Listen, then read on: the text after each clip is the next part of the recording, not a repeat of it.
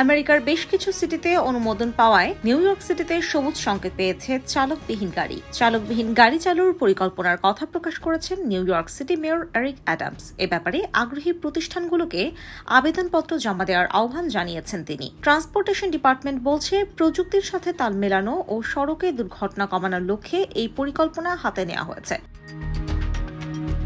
New York সিটির 5টি বড়তেই ট্রাফিকের কারণে প্রাণহানি বাড়তির দিকে। বাসিন্দারাও মিশ্র প্রতিক্রিয়া জানিয়েছেন। ম্যানহাটনের বাসিন্দারা বলছেন, এটা সম্ভব। এখানে যে ট্রাফিক, এই ট্রাফিকে চালকবিহীন গাড়ি চালানো বাস্তবায়ন কঠিন ব্যাপার। সিটি কর্মকর্তারা বলছেন, পরীক্ষামূলক পর্যায়ে রোবোটিক গাড়িতে পুরোপুরি চালকবিহীন থাকবে না।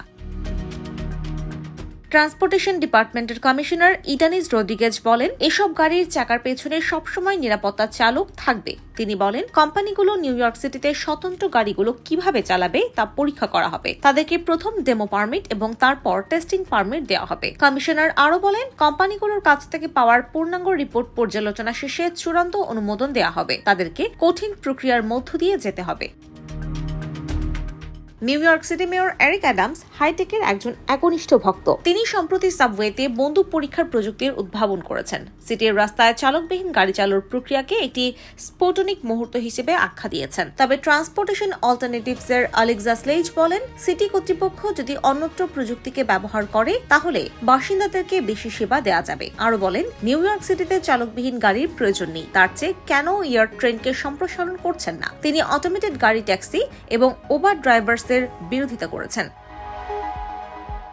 ইন্ডিপেন্ডেন্ট ড্রাইভার্স গিল্ডের ব্র্যান্ডন সেক্সটন বলেন, নিউ ইয়র্ক সিটিতে অসংখ্য পথচারী এবং বাইক রয়েছে। এখন চালকবিহীন গাড়ি চালু হলে তা হবে দুঃস্বপ্ন। সান ফ্রান্সিসকো সহ আরও বেশ কয়েকটি সিটিতে চালকবিহীন গাড়ির অনুমোদন দেওয়া হলেও নিরাপত্তা নিয়ে উদ্বেগ রয়েছে। সান ফ্রান্সিসকোয় বেশ কয়েকবার দুর্ঘটনার কবলে পড়েছে বিভিন্ন প্রতিষ্ঠানের চালকবিহীন গাড়ি।